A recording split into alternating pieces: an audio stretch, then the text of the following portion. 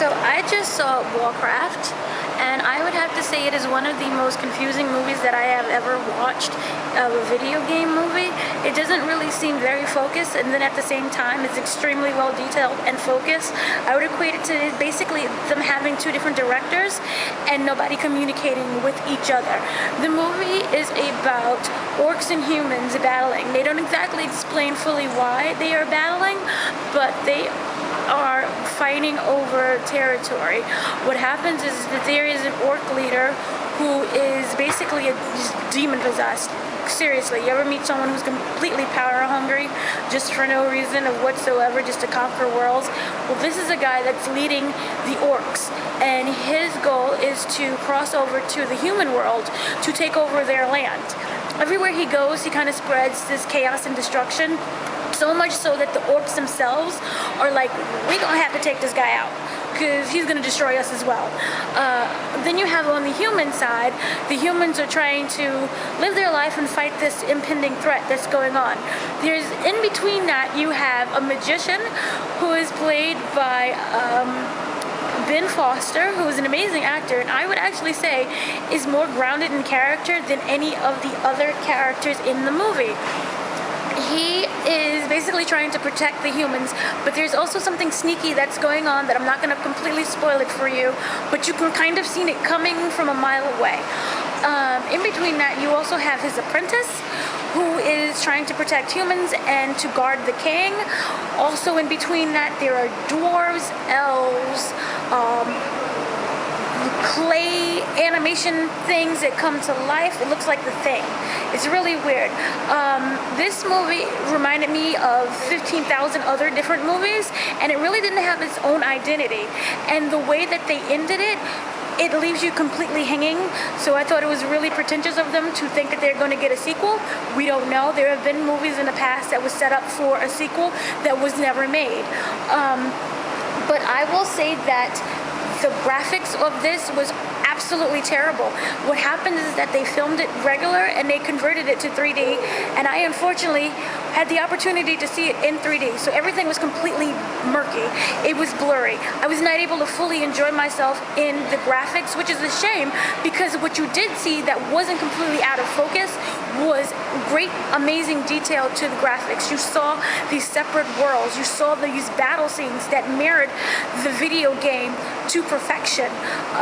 The design of the orcs was very well done in the sense that they used the motion capture, so you get to see everything going through their eyes. However, in the beginning of the movie, I will say that it was really crappy. The design aspect was just lazily done. I did not like it. I wasn't able to fully immerse myself into it. There is the main character who you see is not Gamora, but she looks like Gamora. It's played by Paula Patton. She is basically half orc and half human, and she is trying to unite the world, but she really doesn't have a sense of purpose in the movie. Everything about her and her character feels forced. I know that this movie is trying to generate that female empowerment, but you have to create a movie that generates female empowerment by also serving the movie with an actual purpose, and she doesn't really have one. A lot of the scenes that they have, like I said, it felt forced. She had a romantic scene that you're just sitting there like, we can see this coming a mile away, and we don't really feel anything for this character. She is a slave to the orcs because she is considered cursed because she is a mixed breed.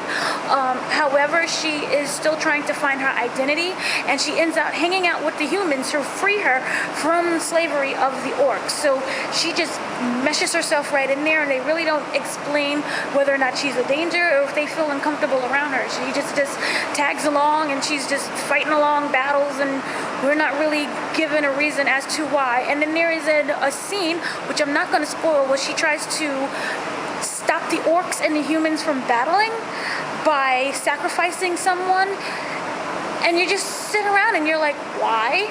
This doesn't make any sense. It's not going to exactly stop the war. I'm pretty sure it's going to add more fuel to the war. So I just felt that it was really not well thought out, her character, and again her how they designed her.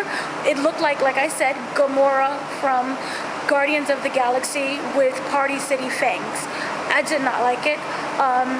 Other than that, I will say that this is a great movie to see not in 3D, and maybe when it's released onto DVD, I would not go rushing to the theaters. I would actually say that we have better movies coming out. We have Suicide Squad that looks way better than this.